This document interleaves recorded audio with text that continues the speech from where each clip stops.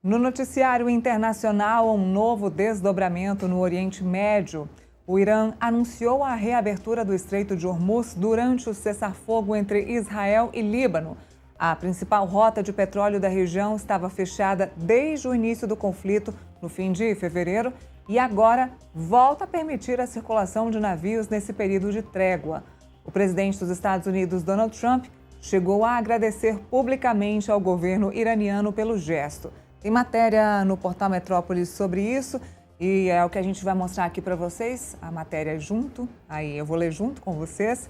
E é isso, o Estreito de Hormuz aberto. O Irã anuncia, por meio do ministro das Relações Exteriores, Abbas Araqi, a reabertura do Estreito de Hormuz. Isso durante o período de cessar-fogo do Líbano e Israel. A principal rota do petróleo do Oriente Médio estava fechada, com a passagem de embarcações desde o início da guerra, como a gente contou para vocês em fevereiro. Com a medida, esses navios poderão passar livremente no período do cessar-fogo.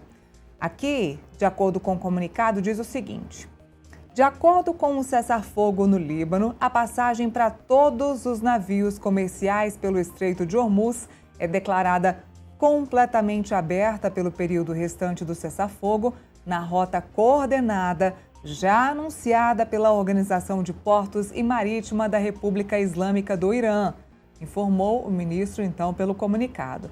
Pelo Estreito de Hormuz, são transportados cerca de 20% de todo o petróleo global. O fechamento havia causado aí uma interrupção, uma alta no preço do petróleo internacional. Nas negociações diplomáticas entre Estados Unidos e Irã no final de semana passado, os Estados Unidos exigiram a reabertura completa desse estreito, desse canal. Uma das exigências do Irã era que o cessar-fogo no Oriente Médio incluísse o território libanês, que sofreu grandes ataques israelenses agora na semana passada. Na quinta, foi anunciado pelo presidente dos Estados Unidos esse cessar-fogo entre Israel e Líbano por um período de 10 dias. Logo após a reabertura da passagem nessa sexta, Trump agradeceu ao país persa. Ele disse o seguinte: o Irã acaba de anunciar que o Estreito do Irã está totalmente aberto e pronto para passagem irrestrita. Obrigado, escreveu escreveu o presidente norte-americano. A gente vai analisar esse cenário e os impactos dessa decisão. A gente conversa agora com a professora de Relações Internacionais da ESPM, Natália Fingerman. Professora, muito bom dia. Já te agradeço pela participação aqui conosco no Contexto Metrópolis, movimento importantíssimo. E eu já queria que você explicasse para a gente o que esse movimento importante indica no cenário internacional.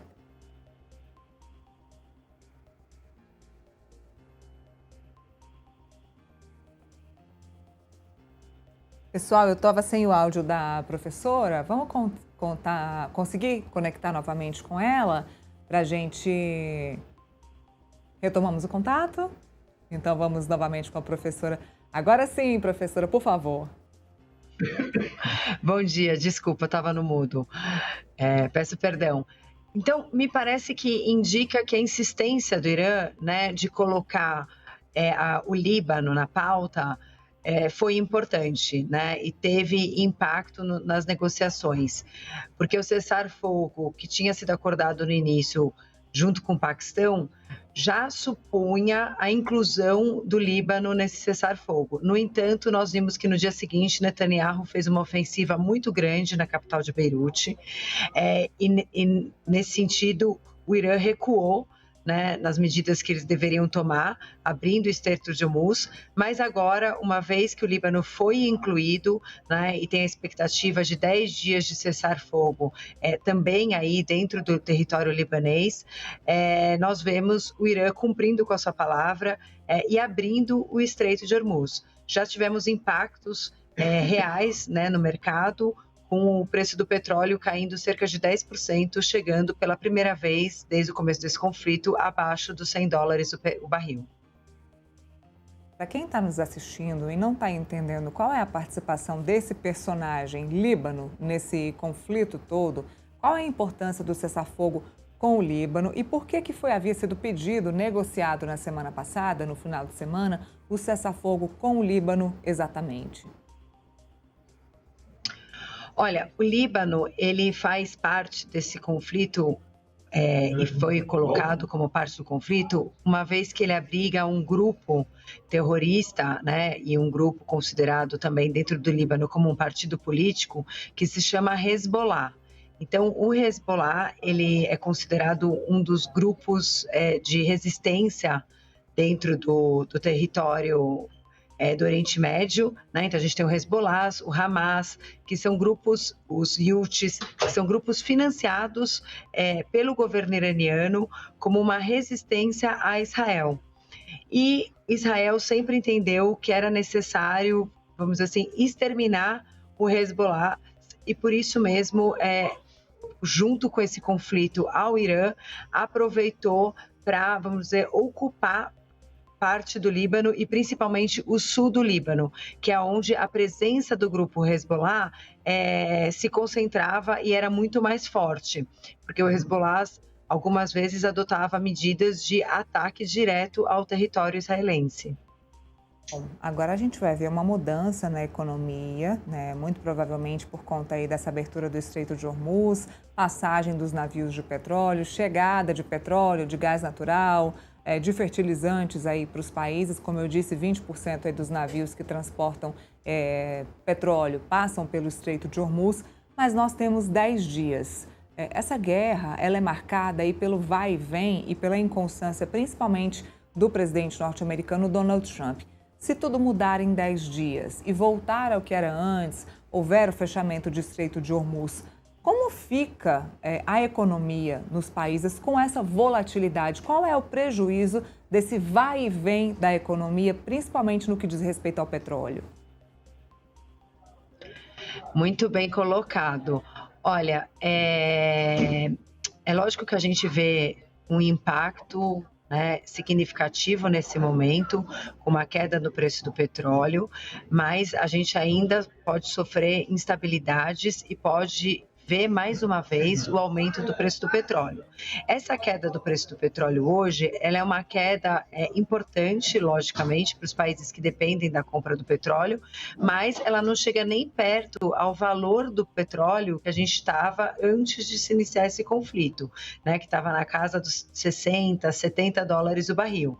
Hoje está na casa dos 90 e já chegou a bater, durante esse conflito, 120 o valor do barril.